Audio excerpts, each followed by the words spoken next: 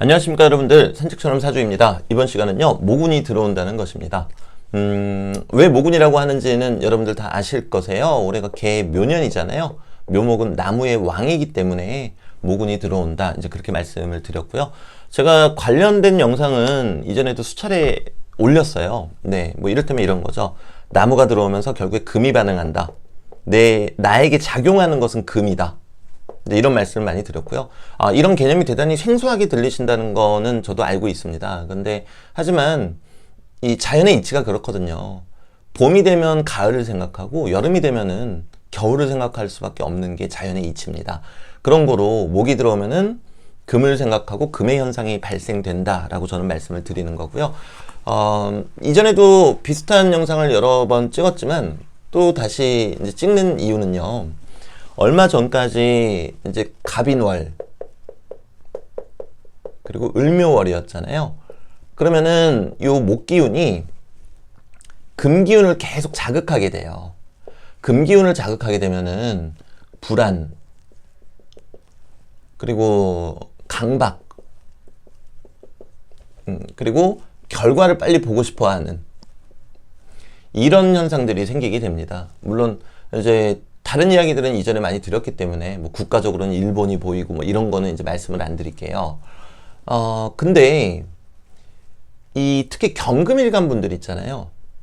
경금일간 분들한테는 신금이 겁재고 양인살이 됩니다. 그리고 이 금의 기운 자체가 숙살직이라 그러죠, 우리가. 그래서 도 아니면 뭐다, 예스 아니면 노다, 이제 이런 심리가 대단히 강해요. 네. 근데 세상 모든 것들은 내가 원하는 대로 예스 아니면 노로 흘러가지는 않거든요. 예스도 아니고 노도 아닌 경우가 사실은 더 많더란 말입니다. 자, 근데 올해 경금일간 분들 같은 경우에는 이렇게 갑인, 을묘가 들어오면서 사주 원국에 또는 지장간 속에 이 겁재가 있으신 분들은 막 욱하는 심리, 또는 예스 아니면 노를 빨리 바라보고 싶은 심리, 또는 불안, 강박, 이런 것들이 더 심화되실 수밖에 없으세요. 그리고 경금일간이 아니더라도요, 금을 갖고 계신 분들은 나무의 기운이 막 들어오면서 내가 불안감 또는 막 강박, 이런 증세에 대단히 강하게 위축되실 수가 있으세요. 그러니까 지금 제 영상을 보시면서 내가 그렇다라고 하시는 분들은 이게 어떤 운의 작용이구나, 내가 거기에 너무 휘둘리지 않자라는 마음 자세가 정말 필요하겠고요.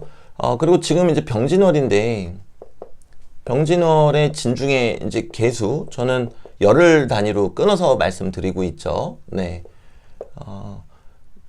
그럼 요 며칠 전부터 이 개수가 들어왔어요. 개수가 들어오게 되면은 정화가 반응을 하더란 말입니다. 그럼 이 정화는 뭐 제가 이전 영상에서도 말씀드렸지만 뭐 간목일간 같은 경우에는 상관이에요. 네. 을목일간이라면은 이 정화는 식신이 되겠습니다. 그리고 병화일간 같은 경우에는 겁재고 양인살이에요. 내가 어떤 불안감에 또 시달릴 수 있고, 또는 충동성 같은 게 막 드러날 수 있어요. 병화일간 분들은. 그리고 정화일간 분들한테는 이게 이제 비견입니다. 지금 제가 뭘 말씀드리는 건가 하면요. 지금 이제 4월, 얼마 전에 잠깐 비도 오고 뭐 그런 다음부터는 날씨가 좀 변했어요. 정확히는 제 기억으로는 한 4월 18일? 17일? 그쯤부터 이 개수가 들어오는 걸 느꼈단 말입니다. 그럼 개수가 들어오면 결국에 정화가 반응을 해요. 그럼 간목일간 분들은 상관의 심리, 을목일간 분들은 식신, 병화일간 분들은 겁재, 그러니까 요거 주의하셔야 되겠죠? 그리고 정화일간 분들은 비견, 무토일간 분들은 저 정화가 정인이 되는데, 정인을 보시기 전에 정화가 양인살이다 라는 거를 또 집중하셔야 돼요. 그래서 갑작스러운 일들 또는 심리적인 어떤 과격한 사건 또는 실질적인 사건, 이런 것들이 발생할 수 있다는 거 알아두시면 좋겠고요. 기토일간 분들은 편인이 되겠죠. 그리고 경금일간 분들한테는 정화가 정관이 됩니다. 그러니까 이제 관이 눈에 들어온다는 게 되겠죠. 뭐 남자분들이면 자녀분이 눈에 들어온다, 이렇게 설명할 수도 있겠고요. 신금일간 분들도 요주의죠. 편관이 눈에 들어오니까요. 그리고 이 편관이면은 뭐 남자 또는 가정, 조직, 직장 이런 걸로 인해서 내가 너무 스트레스 받는다, 괴롭다 이렇게도 얘기할 수가 있겠죠. 그리고 임수일간 분들에게는 정제입니다. 남자분들이라면은 뭐 여자친구 또는 부인이 눈에 들어온다, 또는 안정된 생활이 눈에 들어온다 이렇게도 얘기할 수 있겠고요. 계수일간 분들에게는 편제가 되겠죠. 편제면은 시어머니가 눈에 들어온다, 또는 뭐 투자를 하고 싶다, 아버지가 눈에 들어온다, 또는 남자친구의 어머니가 눈에 들어온다 이렇게도 얘기할 수가 있겠죠. 그래서 여러분들 제가 지금 요 말씀, 금에 대한 작용을 말씀드린다면 이 말씀을 왜 드렸냐면요, 이게 우리가 사람 사는 이야기잖아요. 그러면 얼마 전까지 금의 심리가 다들 저마다 강했단 말이에요. 금의 심리가 아까 뭐라 그랬죠? 불안, 강박, 어떤 위축되는 그런 심리를 가지고 온다 그랬죠. 또는 yes or no를 빨리 받아보고 싶은. 자, 그런 상태에서 상관, 식신, 표현의 유전자죠. 이게 들어오거나 겁제, 욱하면서 뭐 때로는 나에게 큰 용기도 줄 수 있는 이런 기운이 들어오거나, 또는 이렇게 편관, 더 괴롭게 하는 무언가가 들어오거나, 또는 이렇게 양인이 들어오게 될 때에는 내가 과거에서 가졌던 그런 심리적 상태로 인해서 어떤 돌발적인 언행이나 행동을 하게 될 수 있다는 겁니다. 언행이나 행동이 아니라 언행이죠. 언행을 하게 될 수도 있다는 겁니다. 그래서 여러분들 요런 때는요, 요 개수의 기운이 한 열흘간 머물고 있거든요. 이럴 때는 곰곰이 생각하시면 돼요. 곰곰이 이게 정말 맞는가? 이렇게 생각을 하시고, 그리고 요 정화를 제가 말씀드리고 이렇게 풀이를 드렸단 말이에요. 여러분들이 그 원인이 어디로부터 오는가 궁금하신다면은 개수에 해당되는 나의 십성이 무엇인가 라고 판단하시면 돼요. 네. 뭐 이를테면은 이런 거죠. 을목일간 입장에서는 개수가 편인이 되잖아요. 편인이면은 생각이 깊었다, 생각이 깊었는데 이제는 움직이고 싶다 이렇게 해석하시면 되겠고요. 병정화일간 같은 경우에는 개수가 관성이 되잖아요.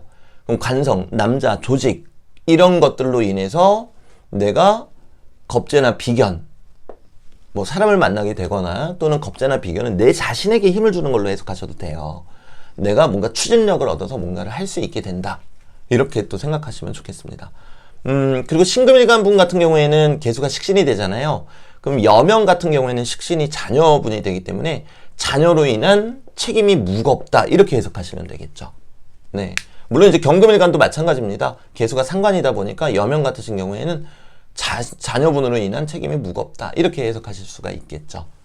네. 그래서 여러분들 제가 말씀드리고자 하는 핵심이 뭔지 아시겠죠? 우리가 이 운의 흐름에 그대로 이끌려 가기보다는 우리는 살아있는 사람들이잖아요. 그러니까 우리가 앞서서 어떤 강박이나 불안 증세가 있었기 때문에 그걸로 인해서 혹시나 너무 과격한 행동이나 생각을 하게 되지는 않을까. 요게 제가 오늘 말씀드리고자 하는 핵심입니다. 그래서 그런 부분 2번, 3번 고쳐 생각하신다면요, 틀림없이 또 좋은 결과로 우리들 앞에 나타날 거라 확신합니다. 네, 저는 이만 가보도록 하겠습니다. 감사합니다.